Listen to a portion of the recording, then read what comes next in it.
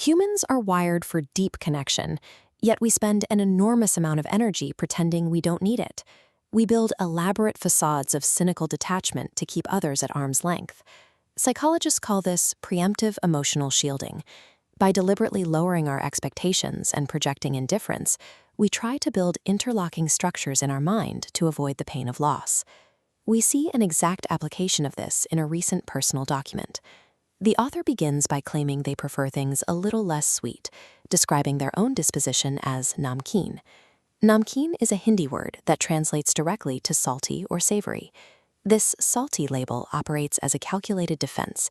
It is a preemptive strike against the traditional, overly sentimental expectations of courtship, allowing the author to establish a strict baseline of emotional distance right from the start. They follow this by stating they aren't quite so far gone as to cling to their partner for a lifetime. By vocalizing a strict limit on their own commitment, they retain a sense of power within the dynamic.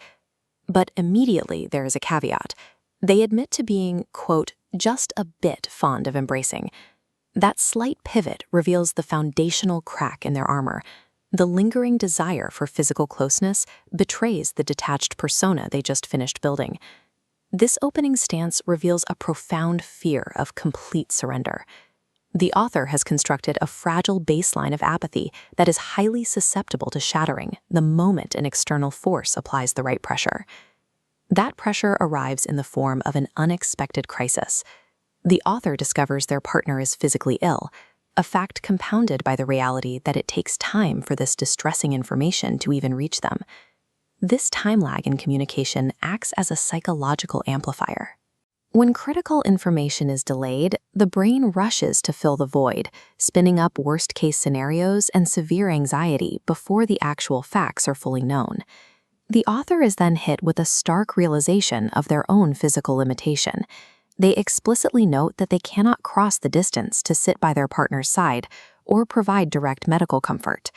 When physical intervention is impossible, the mind often resorts to proxy action.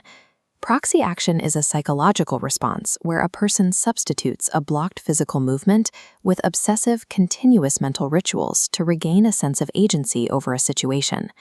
The author's routine becomes consumed by proxy actions. Days are spent in frantic prayers, and nights swallowed by inescapable worry. The silhouetted hands represent a desperate, enclosing design to protect. Within that enclosure, the untouchable moon mirrors their physical distance. The author notes hearing that their partner is groaning in pain. Auditory intonation is highly potent. Hearing about unseen suffering forces the mind to construct the imagery itself, elevating the emotional stakes far past what visual confirmation might trigger. The physical distance creates a powerful paradox.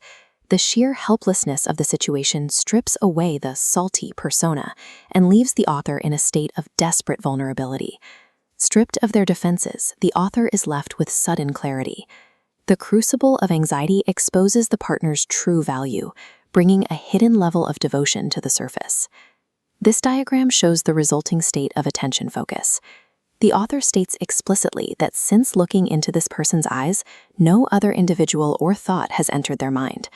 The anxiety has acted as a filter to clear out all external mental noise. The text then introduces external friction.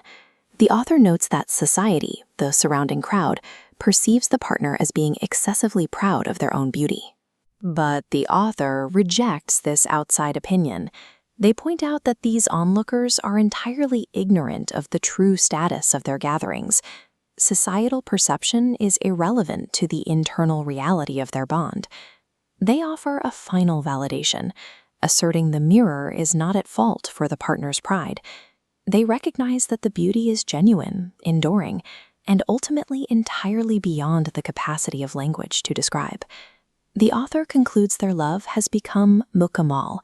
Mukamal is a term meaning complete or perfect.